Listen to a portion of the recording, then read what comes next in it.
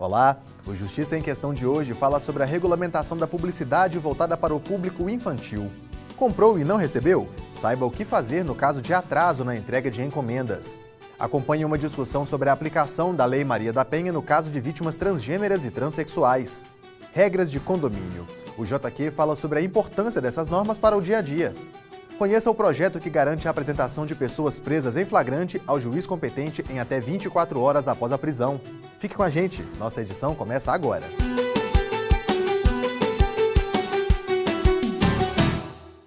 Todo preso em flagrante deve ser levado à presença de uma autoridade judicial no prazo de 24 horas. É o que determina o projeto Audiência de Custódia do Conselho Nacional de Justiça. E desde 2015, o Judiciário Mineiro realiza as audiências. Veja.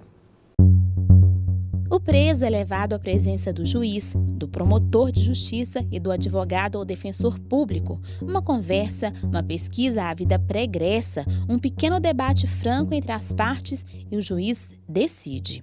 Você vai ter aguardando a prisão, andamento do processo, até que no futuro seja beneficiado por uma ordem de soltura.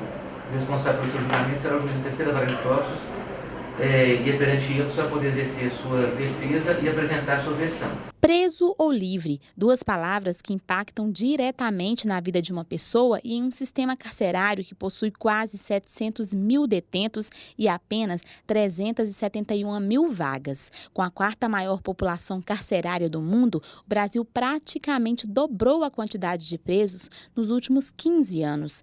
Minas Gerais é reflexo do que acontece no Brasil e o Tribunal de Justiça do Estado utiliza a audiência de custódia como uma ferramenta importante para exercer um controle sobre os índices de aprisionamento temporário. À medida que o juiz qualifica a decisão, porque conhece a prova de um modo direto, e, sobretudo, à medida que o juiz tem prazo para a realização dessa decisão, a decisão tem que ser proferida em até 24 horas na audiência de custódia, nós evitamos que as pessoas aguardem encarceradas uma decisão sobre a prisão preventiva ou provisória de um modo mais amplo. Praticamente 50% da população prisional no estado de Minas, o que corresponde a cerca de 35 mil presos, se refere a presos provisórios, ou seja, que não estão em cumprimento de uma condenação definitiva. A qualificação dessa decisão e o exercício de um controle mais rigoroso sobre o aprisionamento desses elementos acaba representando muito nos números do sistema. O P, por exemplo, foi trazido hoje à audiência de custódia na presença do juiz e foi liberado, ou seja, ele estará solto dentro de algumas horas e poderá ir para casa. Me conta um pouco, P, sobre essa sua audiência aqui hoje. O que você achou dessa audiência? Achei muito bom, que o juiz me soltou, e agora não vai poder ficar preso mais, não tem como ficar preso mais por muito tempo, né? Então, para mim, foi uma bênção de Deus aí. Com certeza, recebi a segunda chance, sim. É só não voltar nela de novo, né? Só não persistir nela de novo. Entendeu? Se persistir nela, vai ser sempre assim, né? Uma hora o juiz não vai dar o alvará de soltura, né?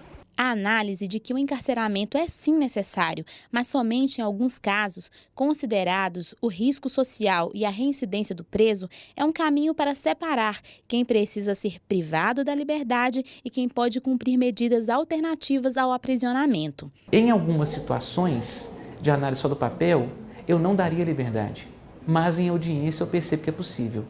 Aí eu já fico mais seguro de conceder liberdade e, ao mesmo tempo, de fazer uma adequação das medidas que são convenientes. A audiência de custódia está prevista em pactos e tratados assinados pelo Brasil, como a Convenção Americana de Direitos Humanos e o Pacto Internacional dos Direitos Civis e Políticos. De setembro de 2016 a agosto deste ano, mais de 10 mil pessoas presas em flagrante foram imediatamente levadas à presença do juiz na Central de Recepção de Flagrantes, no Fórum Lafayette, em Belo Horizonte. Do total, 4.650 tiveram a prisão em flagrante convertida em prisão preventiva e outras 4.117 tiveram liberdade provisória com aplicação de medidas cautelares. Desde maio de 2016, a iniciativa foi implantada também em outras 6 comarcas do estado. A promotora de justiça, que participa diariamente das audiências, destaca a humanização do processo penal. E quando você fica frente a frente com a pessoa, você conversa, você sabe o contexto de vida daquela pessoa, você humaniza esse contato com o juiz, com o promotor, né? E avalia de uma melhor forma a necessidade dessa privação de liberdade. Necessidade que, segundo o defensor público, foi banalizada há tempos atrás e vem sendo feita de forma mais assistida com a audiência de custódia. Há algum tempo atrás, havia prisões para averiguação, havia prisões por vadiagem e as pessoas muitas vezes ficavam esquecidas no cárcere. Hoje, o que se tem é a atenção do Estado para aquele preso, de todas as instituições envolvidas no sistema judiciário, o juiz, o promotor e o defensor. Portanto, é assegurado e garantida ao preso a assistência jurídica, de que ele não está esquecido e de que ele vai ter a noção de por que ficou preso ou por que está sendo liberado e quais são as obrigações que ele tem. Vale aqui ressaltar que cerca de 70% dos beneficiários das ordens de liberdade cumprem rigorosa e efetivamente as obrigações estipuladas.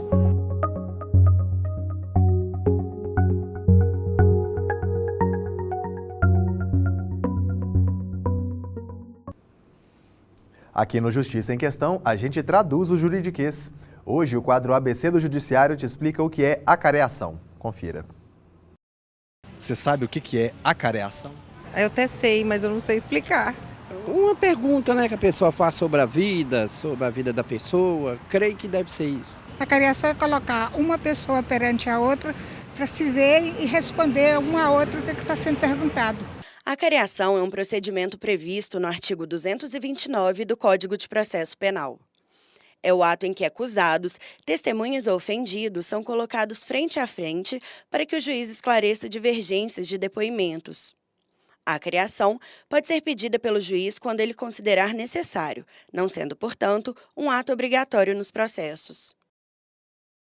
No próximo bloco, o Justiça em Questão fala sobre a proteção de pessoas transgêneras e transexuais por meio da Lei Maria da Penha. Falamos também sobre regras de condomínio e boa convivência entre vizinhos. Voltamos em instantes.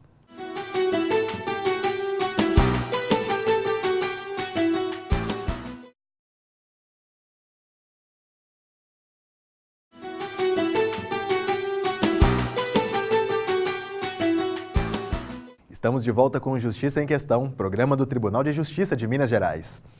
A Lei Maria da Penha é considerada uma importante conquista no combate à violência doméstica e familiar contra as mulheres. Eu conversei com a desembargadora Karen Emerick, superintendente da Coordenadoria da Mulher em Situação de Violência Doméstica e Familiar do TJMG, sobre a aplicação da lei no caso de vítimas transgêneras e transexuais. Desembargadora, a Lei Maria da Penha é aplicável em quais casos de violência? A Lei Maria da Penha elenca 5 tipos de violência, mas esses tipos de violência não são exaustivos. A violência física, patrimonial, a moral, a sexual. Existem outros casos, desde que ocorra violência contra a mulher, no sentido de gênero, e que essa violência aconteça no âmbito doméstico e familiar. E como que a Justiça tem analisado, de modo geral, esses episódios de violência cometidos não só contra mulheres, mas também contra transexuais? A própria Lei Maria da Penha, no seu artigo 5º, parágrafo único, ela fala que é aplicável à mulher independente da orientação sexual. Então, um entendimento que tem prevalecido, não só no Tribunal de Minas, mas em outros tribunais também, que vem firmando jurisprudência nesse sentido, é que ela é aplicável tanto para as mulheres, no sentido biológico, como também para aquelas que tenham essa construção social, esse gênero, essa colocação como mulher, que é o caso do transexual, do transgênero e do travesti. Pode-se dizer que já está se firmando uma jurisprudência para julgar casos desse tipo? Sim. Vem aqui a minha Câmara, eu posso falar por ela e também por outros desembargadores aqui do Tribunal de Justiça, mas também no Brasil temos também outras decisões. Vem se firmando nesse sentido, de acolher a aplicabilidade da Lei Maria da Penha também para essa comunidade, né, que antes poderia pensar de ficar de fora, mas não. Hoje não tem grande dificuldade de aplicabilidade disso não. A mídia divulgou recentemente que o TJMG ampliou essa aplicação da Lei Maria da Penha nos casos de agressão contra mulheres transexuais. Qual é verdadeiramente o entendimento do Tribunal de Justiça de Minas Gerais sobre esse caso? A decisão que eu tenho conhecimento, que foi julgada, houve esse reconhecimento da aplicabilidade da lei. Em relação a ele, não teve nenhuma divergência entre os desembargadores que julgaram esse caso. Entenderam que cabe sim a aplicação da lei quando se tratar da pessoa que se reconhece nessa construção como mulher, enquanto gênero. É até uma opinião particular, mas qual a opinião da senhora sobre a aplicação da Lei Maria da Penha para esses casos especificamente? Algo necessário? Eu fico muito à vontade para falar a minha opinião, porque eu já julguei casos dessa natureza e eu defendo, inclusive, não só em julgamentos, mas em palestras também, que tem que ter essa aplicação. Esse machismo, vamos dizer assim, essa construção do homem em relação à mulher, em algumas situações ela se vê desequilibrada. Então, quando há esse desequilíbrio de poder, tem que haver a proteção, independente da orientação sexual. A relação entre vizinhos nem sempre é fácil. Para garantir a boa convivência entre os moradores e o bom uso do espaço, existem as convenções de condomínio. Veja na reportagem. Barulhos provocados pelo andar com salto no apartamento de cima, uma criança que deixa um brinquedo cair, um arrastar de móveis, a vaga de garagem, o uso do espaço comum, o bebedouro que foi deixado sujo e a churrasqueira com restos do final de semana. Motivos não faltam para provocar reclamações entre vizinhos. Os problemas agravam quando se trata de condomínios, onde é necessário dividir espaços comuns entre pessoas com hábitos, cultura e educação diferentes. Para regulamentar essa convivência e criar normas, existem regras e legislações específicas, como explica esse síndico profissional. São um conjunto de normas bem específicas, né? A gente pode citar a Lei 4591 e o Código Civil. E claro que a gente pode dizer e tratar aqui sobre a Convenção do Condomínio e o Regimento Interno, né? Que são primordiais para a convivência entre os moradores, né? Leandro é síndico profissional desse prédio na zona sul de Belo Horizonte e exerce um papel mais amplo juntamente com o síndico morador.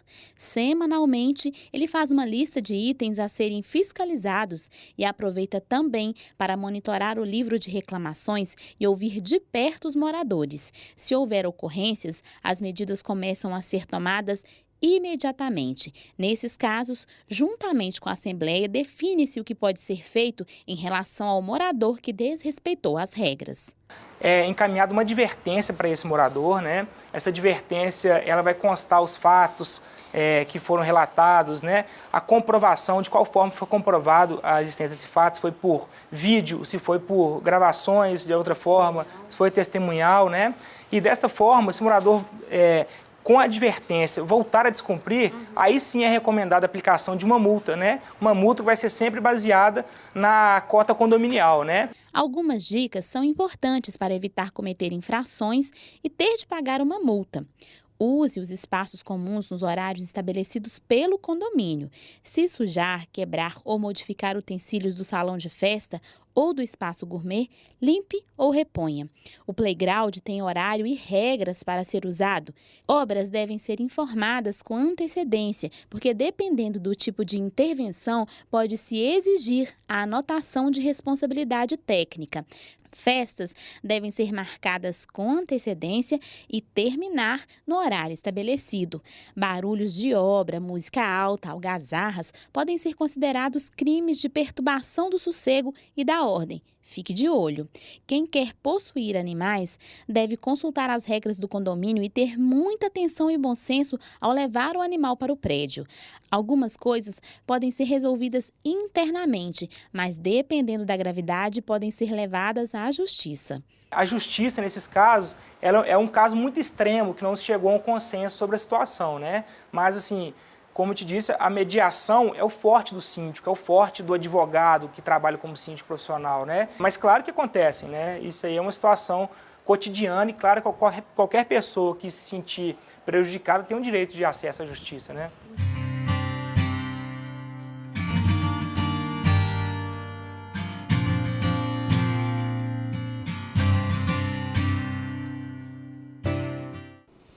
A gente volta daqui a pouco para falar sobre a publicidade voltada para crianças. E mais, saiba quais são os direitos do consumidor que não recebe a encomenda na data marcada. Fique conosco, Justiça em Questão volta já.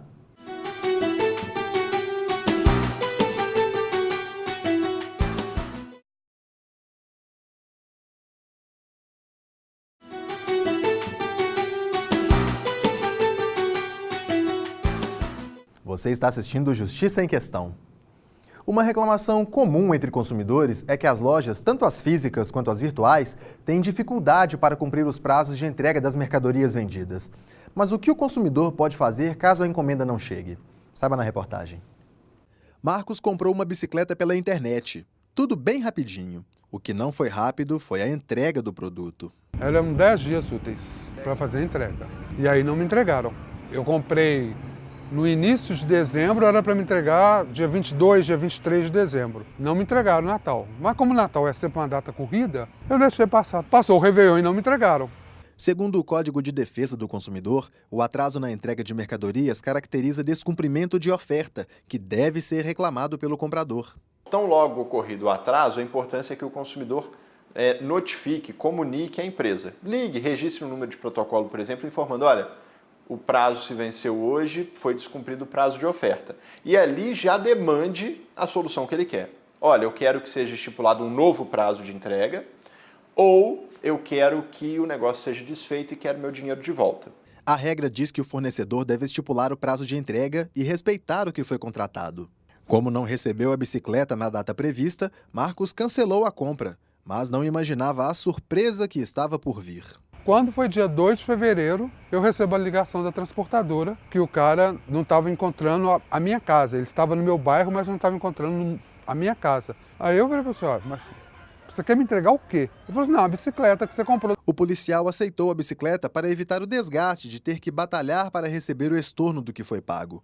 Segundo o especialista, a conduta da empresa neste caso é incorreta. A empresa deve respeitar a vontade do seu consumidor e não impor a permanência daquele contrato, ainda que viciado, ainda que já inadimplido, ao consumidor. O advogado destaca que mesmo se o atraso na entrega ocorrer por conta de terceiros, como uma greve do serviço de correio, a empresa pode ser responsabilizada. A situação pode progredir de mero aborrecimento para um dano moral, e não é difícil imaginar o porquê. Eu pensei com essa cabeça, e se eu tivesse comprado para um filho ou para um sobrinho? A criança não teria recebido o presente dela de Natal. E como você explica isso para uma criança? Quando o produto não é entregue no prazo, além do direito de ver esse produto entregue o quanto antes, ou então desfeito o negócio e receber o dinheiro de volta, o consumidor ele também pode, a depender do caso, ter uma indenização. Imagina um consumidor que adquiriu um carrinho para fazer cachorro-quente. Enquanto ele não recebe esse carrinho, ele está deixando de ter um lucro, um ganho que ele poderia ter. Então, pode restar caracterizado aqui, inclusive, uma responsabilidade civil por lucro cessante, né? Uma indenização por um lucro cessante. Imagina um consumidor que precisava de uma consumidora que comprou um vestido de noiva e na data do casamento o vestido não foi entregue. E aí essa noiva teve que se desdobrar para arrumar uma solução ou até mesmo adiar o casamento. Pode restar caracterizado um dano moral. Na hora da compra, fique atento ao prazo de entrega. Se ocorrer algum problema e o fornecedor não resolver, busque os órgãos de defesa do consumidor. Essas podem ser formas simples e úteis de evitar receber o famoso presente de grego.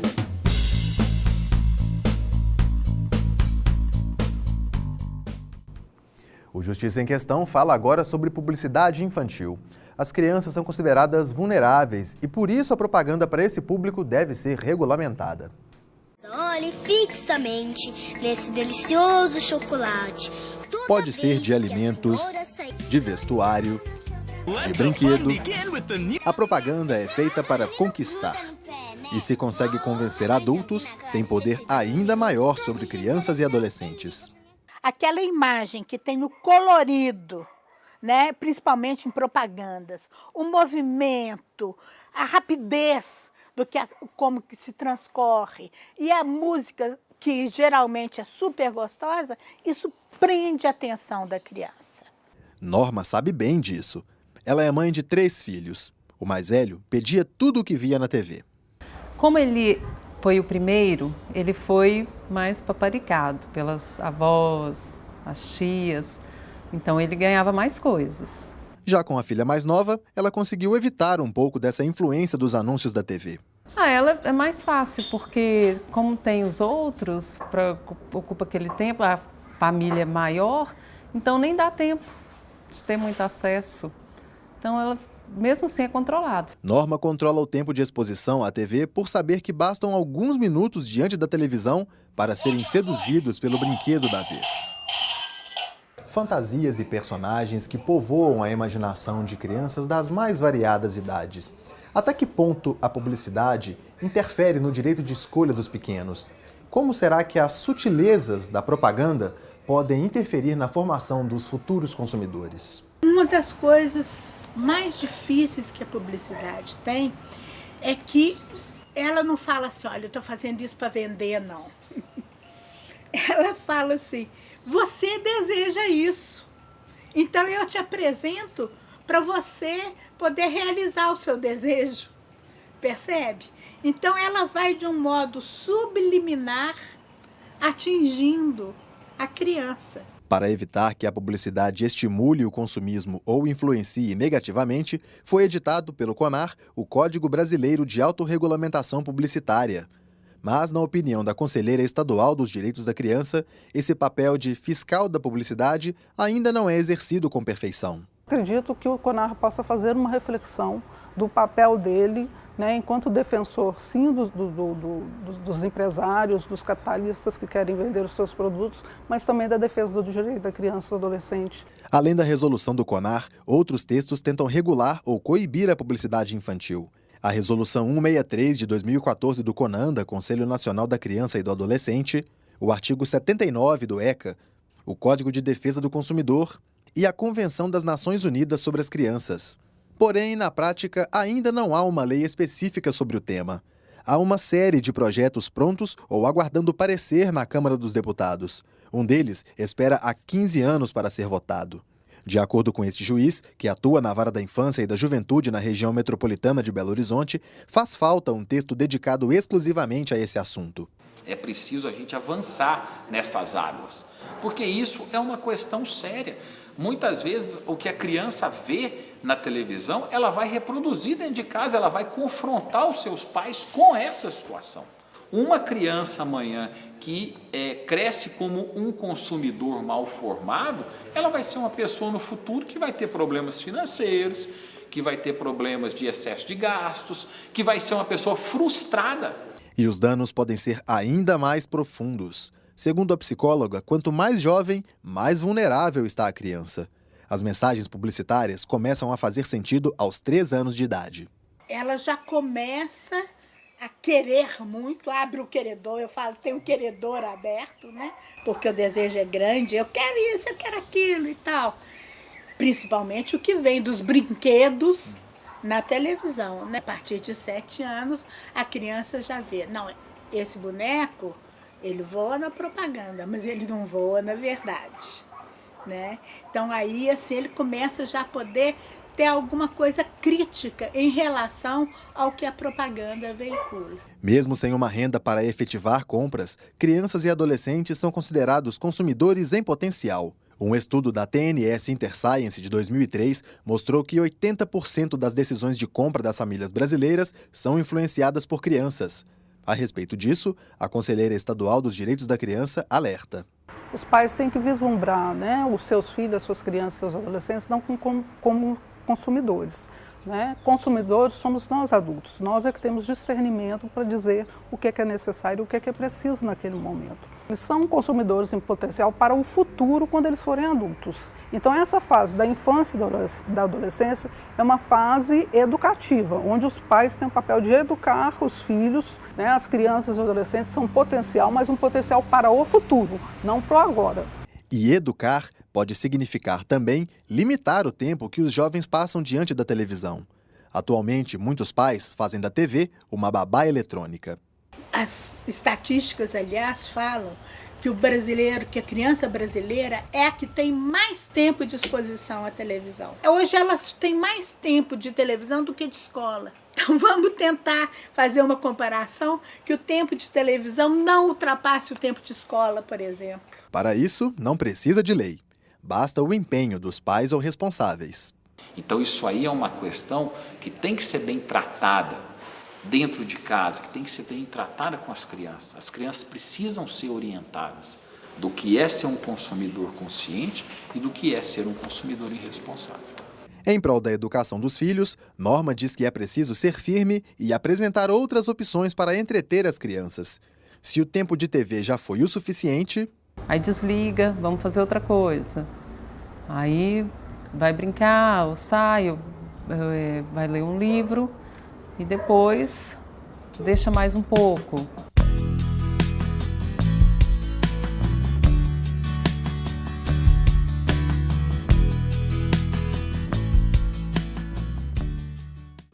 O Justiça em Questão também está na internet. O conteúdo desta e de outras edições pode ser acessado no portal do Tribunal de Justiça. Clique na área Comunicação e depois em Justiça em Questão. Ou veja pelo canal no YouTube. Comente, proponha temas, participe do nosso programa. Envie um e-mail para justiçaemquestão@tjmg.jus.br. Um grande abraço e até a próxima edição.